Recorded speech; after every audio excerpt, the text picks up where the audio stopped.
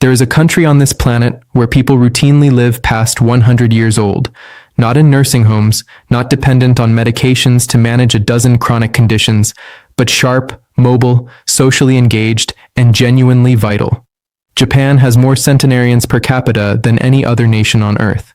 And when researchers from some of the most respected medical institutions in the Western world traveled there to study these individuals, they arrived expecting to find answers in diet, in genetics, in healthcare infrastructure. What they found instead stopped them. The answer was not in a laboratory. It was not in a prescription. It was in the way these people moved through an ordinary day. 6 specific daily movement habits, so understated, so deceptively simple, that Western medicine had largely dismissed them as inconsequential until brain imaging, balance assessments, joint studies, and longitudinal mortality data made dismissal impossible. I am Dr. James Mitchell, and today I want to walk you through each of those 6 movements, not as cultural curiosities, but as clinically meaningful practices that address the specific physiological changes that accelerate aging in the body after 50. Stiffness in the joints, declining balance and proprioceptive sensitivity, loss of muscle coordination, cognitive slowing, reduced spinal mobility. These are not inevitable features of getting older.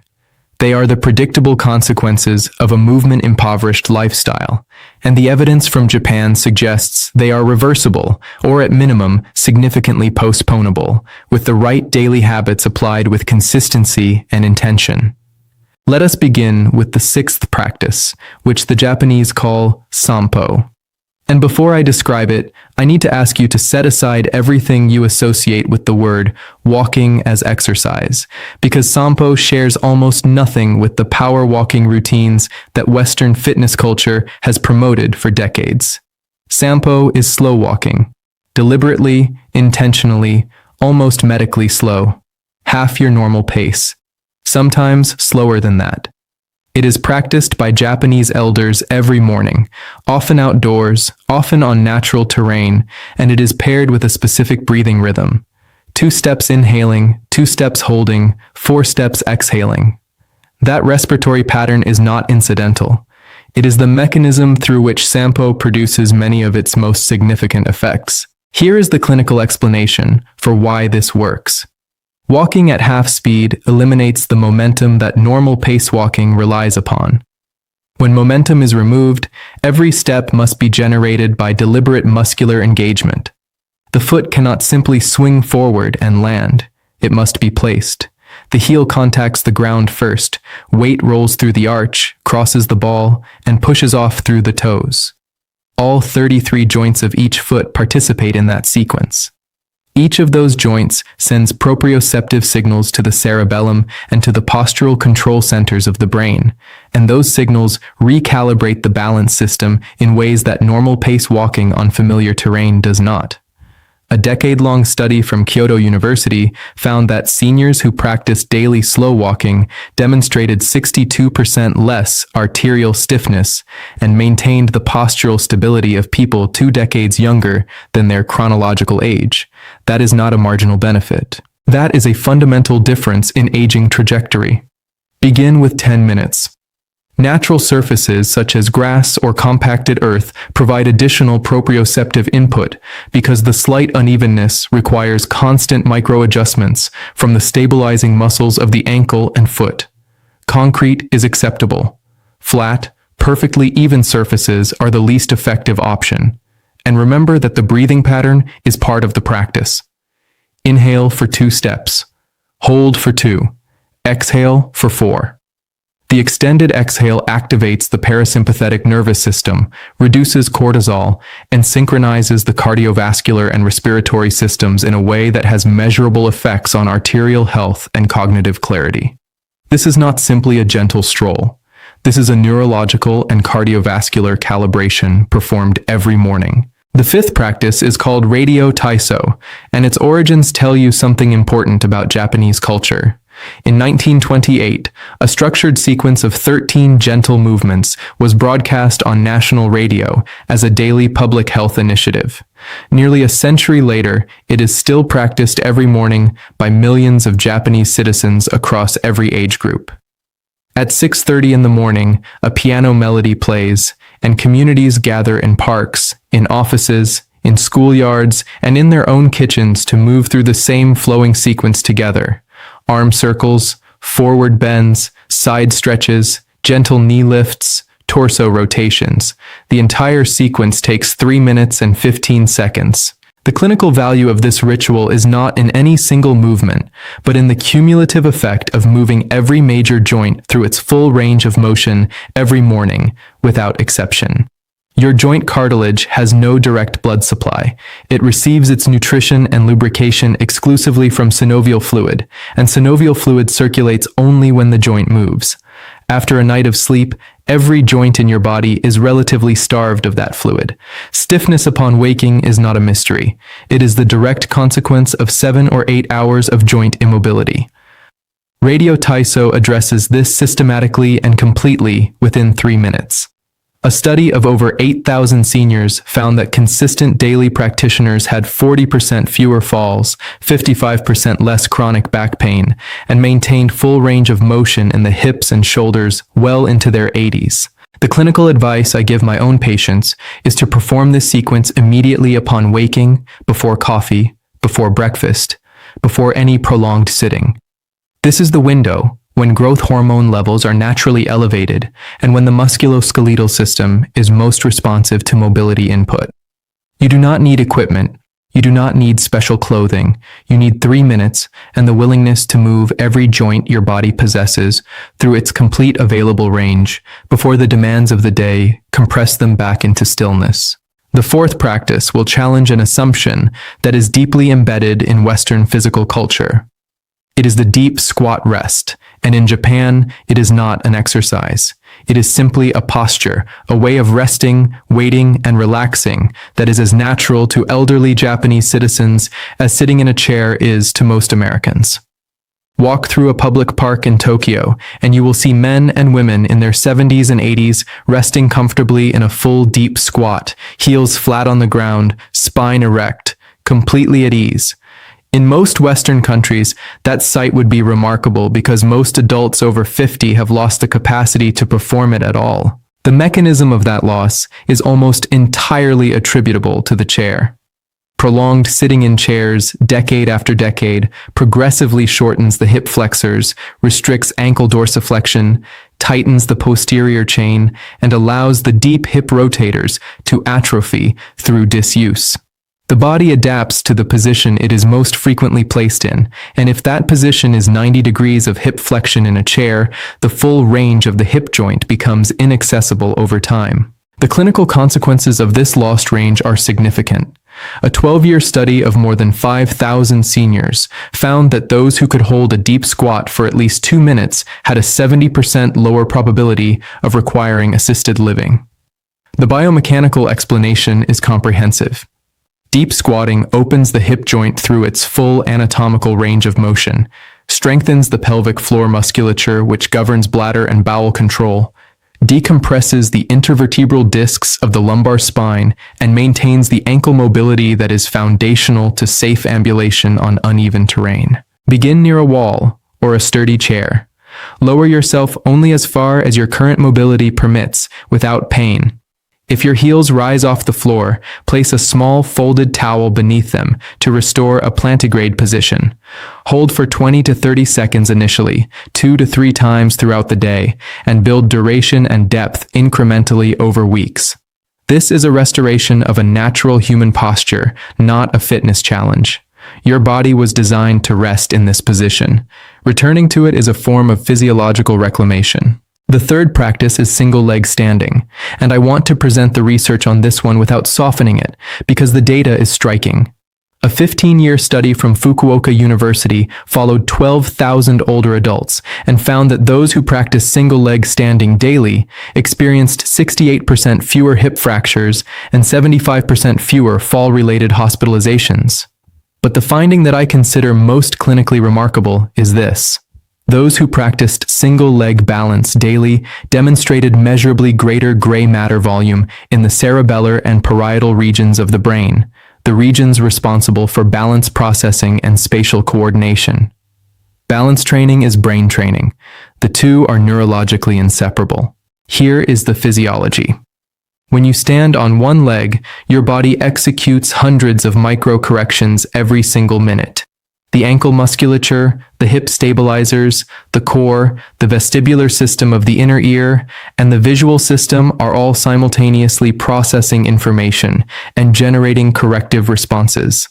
That coordinated demand is an extraordinarily potent stimulus for the brain. Researchers at the Mayo Clinic have published findings suggesting that the ability to balance on a single leg is a more reliable predictor of longevity than cholesterol levels or blood pressure measurements. Stand near a wall or countertop. Lift 1 foot 1 to 2 inches off the floor. Fix your gaze on a stationary point at eye level ahead of you. Breathe normally. Begin with 20 to 30 seconds per side and build toward 1 minute. As your capacity develops, perform the exercise with eyes closed, which removes the visual input and forces the proprioceptive and vestibular systems to carry the full load, dramatically increasing the neurological stimulus. Many Japanese seniors perform this while brushing their teeth, which is a practical and elegant example of integrating a longevity practice into an existing daily habit without requiring any additional time commitment. The second practice involves floor-sitting transitions, and I want to frame this one carefully because it is simultaneously the most demanding on this list and the one with the most compelling mortality data behind it. In traditional Japanese daily life, the floor is not a place you go only when something falls. It is a primary living surface. Meals are eaten on the floor. Tea is taken on the floor. Conversation, reading, rest all occur at floor level. This means that a typical elderly Japanese person performs multiple transitions between standing and floor level every single day, and those transitions demand something that no chair-based activity can replicate. A large-scale study followed over 10,000 older adults and examined their ability to sit down on the floor and rise back up without using their hands for assistance. Those who could perform this movement freely demonstrated superior lower body strength, superior joint mobility, higher cognitive assessment scores, and significantly lower mortality rates over the 6-year follow-up period. The reason is that this transition is not simply a physical movement.